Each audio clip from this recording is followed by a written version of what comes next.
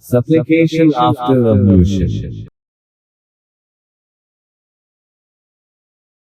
أشهد أن لا إله إلا الله وحده لا شريك له وأشهد أن محمدا عبده ورسوله.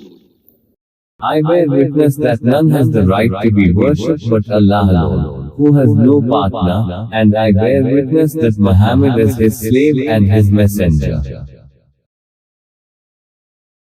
اللهم اجعلني من التوابين واجعلني من المتطهرين.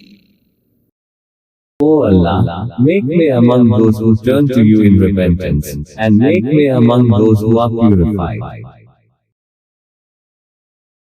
سبحانك اللهم وبحمدك أشهد أن لا إله إلا أنت أستغفرك وأتوب إليك. Supplication after ablution. Glory is to you, O Allah, and praise. I bear witness that there is none worthy of worship but you. I seek your forgiveness and turn to you in repentance.